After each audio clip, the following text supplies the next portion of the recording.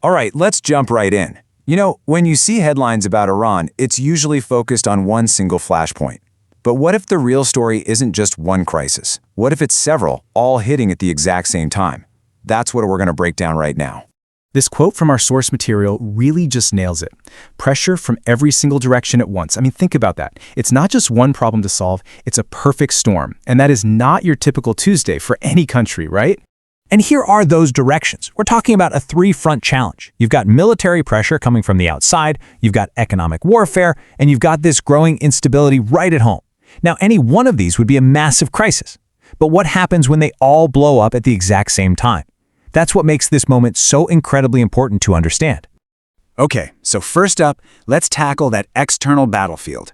This is the one you see most in the news. But as you're about to see, this is not just your standard issue conflict. The thing that just jumps out at you is the speed of it all. In just a short amount of time, the whole region just spiraled into this high-intensity conflict zone. We're not talking about a few skirmishes here. We are talking hundreds of missiles and thousands of drones. And then, notice that shift. The targets suddenly expand way beyond just military positions. And this is the pivot point. This is where the battlefield just fundamentally changes. It's like they opened up a whole new front. It's no longer just about strikes and retaliation on military targets. Nope. A second front opens up. Economic warfare.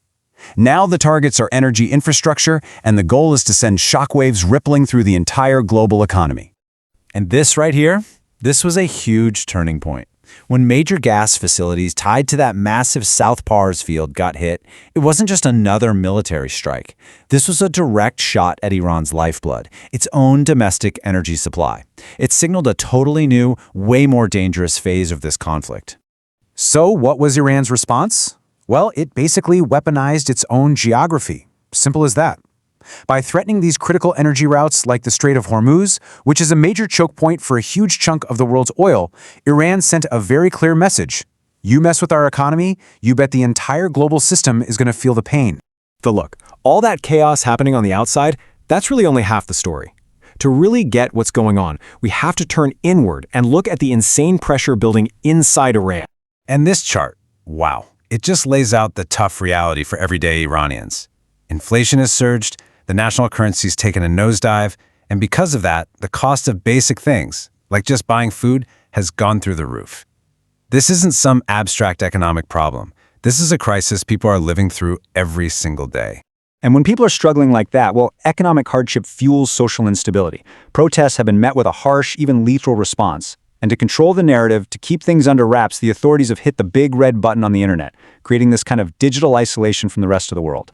So, you have the war outside, the economic pain, the protests inside, and it's so easy to see these as different things happening in parallel. But here is the single most important idea in this entire explainer. These are not separate stories. They are all part of the same story. What we're witnessing is this convergence of crises, a true perfect storm where every single problem is making the others worse.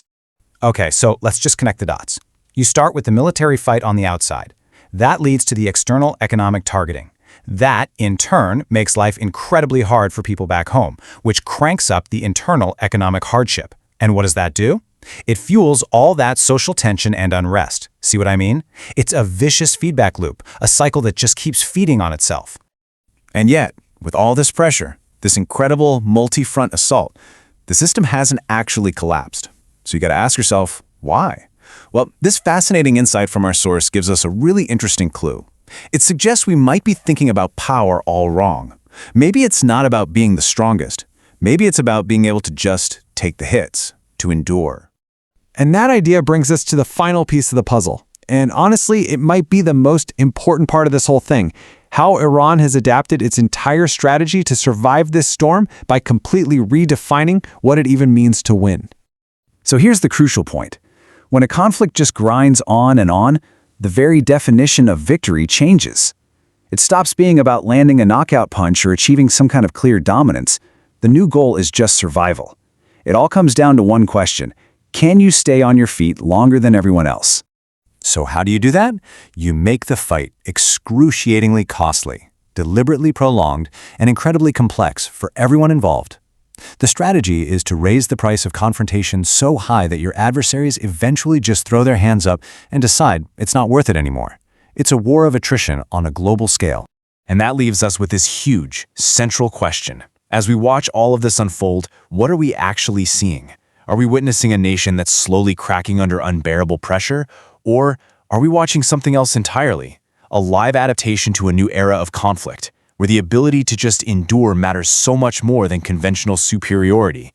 The answer to that is going to define the balance of power for years to come.